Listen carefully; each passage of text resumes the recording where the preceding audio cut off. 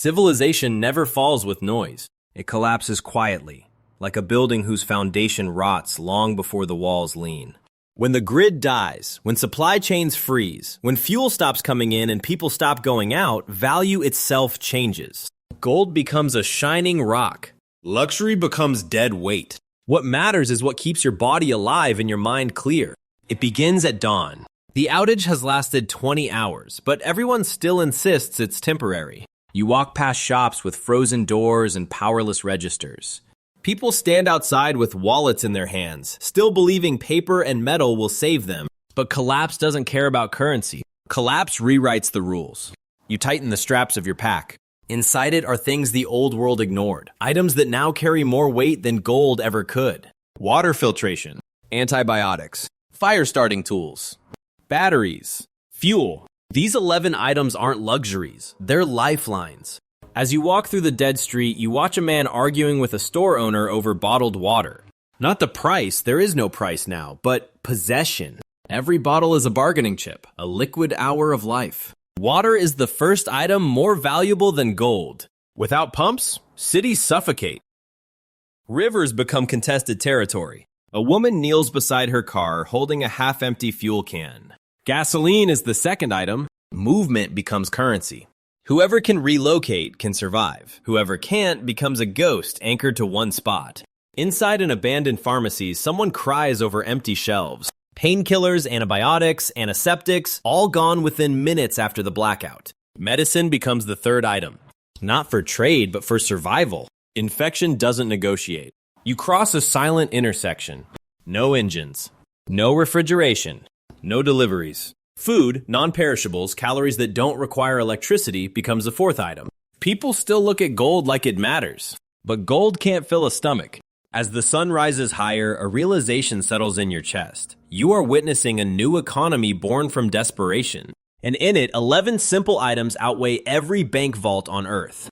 By the second day, the silence changes. It's no longer the quiet of an early morning.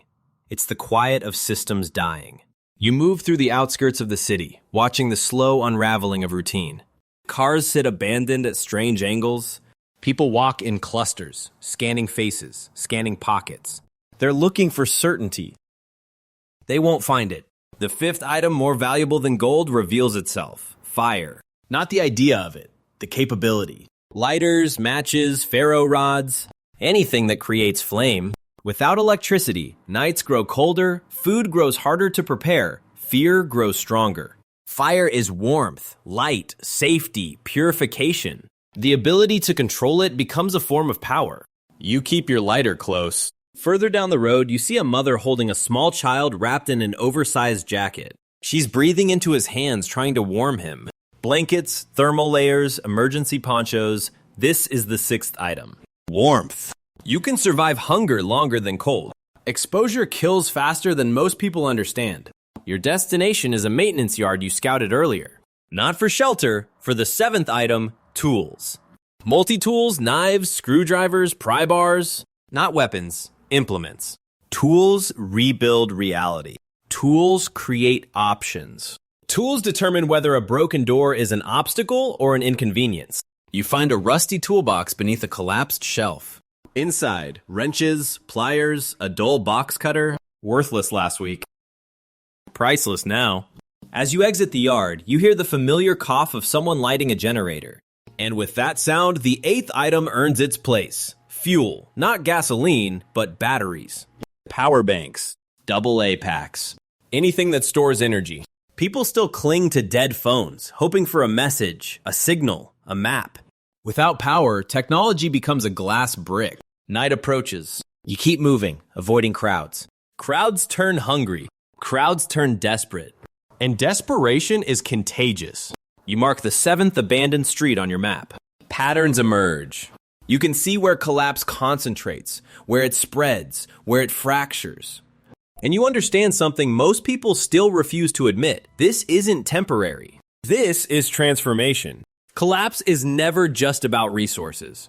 It's about the psychological weight of uncertainty. By the third night, people aren't just hungry, they're unraveling. You pass a cluster of neighbors gathered around a trash fire. They whisper loudly, accusing shadows of moving, accusing each other of withholding supplies. Fear reshapes behavior. Tonight, you search for the next essential item, cleanliness. Hygiene products, soap, disinfectant, wipes, now become the ninth item worth more than gold. Not because of comfort, but because disease spreads fast in still air. Without sanitation, sickness becomes an epidemic. Gold can't clean an infected wound. Soap can. You check your pack. 2 bars of soap. A small bottle of alcohol. You guard them with more vigilance than you would a diamond ring. Further ahead, you find a group gathered around a broken water line. They fight over drips falling into a cracked plastic bowl. You avoid them. Crowds around resources always end badly. Your shelter tonight is an old office building with a collapsed roof. You settle near the remaining intact wall. Above, the stars feel colder, sharper. The silence deepens into something animalistic. You pull out the 10th item, light, but specifically controlled light. Not a blazing lantern, not a broadcast of your presence. A small flashlight with adjustable brightness. Light becomes a psychological anchor in collapse. It keeps the dark from filling your mind with threats. It lets you examine wounds. It lets you plan. Across the street, another unspoken truth of collapse takes shape. Trust dies early. You hear 2 men arguing about food, whether one of them hid extra cans. Their voices rise, then break into physical struggle. You turn away. Intervention is a luxury collapse no longer allows. Before sleeping, you secure your pack to your chest. Not from animals, from people. Hunger bends morality. The night grows colder. You think of the 11th item, the rarest, the most precious. Information. Knowledge of water sources. Knowledge of safe routes. Knowledge of what's spreading where. Gold buys nothing now. Information buys tomorrow. You sleep lightly, knowing dawn will reshape the map again. By the 4th day, the blackout evolves into a full societal fracture. The old economy collapses completely, replaced by the economics of need. Trade begins, silent at first, then louder. You see a man offering a gold bracelet for a single can of beans. No one accepts. People want calories, not metal. As you walk toward an industrial district, you witness the new value hierarchy forming in real time. Water tops the list. Medicine follows. Tools, fuel, warmth, sanitation. Each of the 11 items becomes a new currency tier. You carry several of them, but you trade none. Not yet. At a broken vending machine, 2 teenagers attempt to pry open its steel frame. They don't want snacks. They want the batteries from inside the compartments. Power is now the backbone of barter. Flashlight, radios, anything that bridges the darkness. You move past them, keeping your presence minimal. Visibility invites negotiations. Negotiations invite risk. Further along, you encounter a small crowd gathered around a man with a backpack full of lighters. He dumps them onto a blanket. Fire, packaged in plastic and flint, becomes a trade good with near religious demand. A single lighter now equals a full meal. Matches equal safety. Ignition equals hope. The man selling them looks tired. Too tired. You recognize the danger. Those who trade too visibly become targets. You mark the location in your notebook and continue. By afternoon, cold air sweeps the district. You pull out your emergency poncho. Thin, cheap, effective. A couple watches you from a distance, their eyes tracing the plastic sheeting. They understand its value. You hold your ground until they move on. Clothing is no longer fashion, it's survival. As evening approaches, you locate an abandoned mechanical shop. Inside, scattered tools lie among shattered glass. You collect only what you need. A screwdriver, a wrench, duct tape. Tools aren't treasure, they're multipliers. Outside, night crawls across the sky. A new economy has risen. Not built on metals, built on utility, warmth, movement, and survival. You step into the darkness with quiet purpose. You have what matters. On the 5th day, collapse stops being chaos and becomes structure. Patterns solidify. Certain areas become danger zones. Others become temporary trade hubs. People form small alliances, loose, unstable, bound by fear more than trust. Your strategy shifts. You're not collecting anymore. You're conserving, planning, anticipating. You find a sheltered loading dock where you can observe without being seen. Across the lot, a man offers a woman 3 gold rings in exchange for a single antibiotic pill. She hesitates, not because the offer isn't generous, but because one pill could save her child later, and no ring can do that now. Medicine is the new royalty of this world. Nearby, an older man sharpens a knife using a piece of concrete, not for violence. His hands shake with exhaustion. He needs the blade sharp enough to open cans, strip wires, cut fabric. Tools shape survival. Dull tools shorten it. You check your pack. You have enough for now, but only because you chose early. Food still matters, but its value is dropping compared to water, warmth, and sanitation. People realize they can ration calories, but they can't ration infection. Midday, you head toward a park where a broken fountain leaks slowly into a shallow basin. A small line of people fills bottles directly from the ground. They don't filter. Some boil the water over trash fires, but most drink it raw. They think scarcity is temporary. You know better. Your water filter becomes the quiet heartbeat of your survival. A man nearby watches you, eyes tracking your gear. You change direction instantly. Avoidance is your greatest asset. You walk calmly but decisively, disappearing behind a maintenance building. As night approaches, temperatures fall again. You wrap the emergency blanket around your shoulders. The reflective surface traps warmth against your skin. Cheap materials become life-saving walls. You settle inside a partially collapsed warehouse.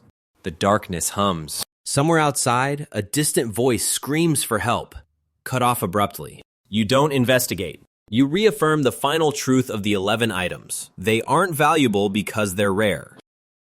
They're valuable because without them, the human body fails. A week into collapse, the city feels fossilized. Movement slows. People conserve energy. Fires burn in metal drums. Abandoned cars become shelters. Gold chains dangle from cracked sidewalks. Still shiny, but worthless. You walk through the ruins of a mall. Not to scavenge, there's nothing left worth taking, but to observe how the new value system has settled. A group sits near a shattered fountain, trading half-used hygiene wipes like precious metals. A man offers a flashlight for a can of stew. Another woman holds 3 lighters in her palm as if they were gemstones. These 11 items are the backbone of the new reality. Water, food, medicine, fire, warmth, tools, fuel, light, hygiene, clothing, information. Value was reborn through necessity. As you move through the food court, you hear someone whispering about finding gold. The others laugh, short, bitter laughs. Gold can't disinfect a wound. Gold can't boil water. Gold can't keep a child warm at night. Your pack is heavy with items that don't shine but keep you alive. You've traded nothing. You've wasted nothing. You've avoided places where desperation gathers.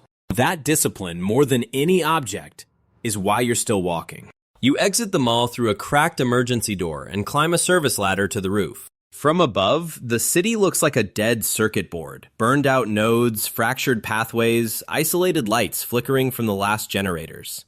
You sit with your back to a ventilation pipe, notebook on your knee. You write down the final lesson of collapse. Gold was always a symbol. But survival is practical. These 11 items aren't treasures, they're functions. They keep the body alive long enough for the mind to adapt. They create stability where chaos dominates. They buy time, movement, certainty, warmth. You close the notebook. The wind tastes like dust and cold metal. A new economy has already matured, and you've learned its logic. In a dying world, true wealth is quiet, simple, and brutally practical. Gold is for the old world. Survival is for the one you're in now.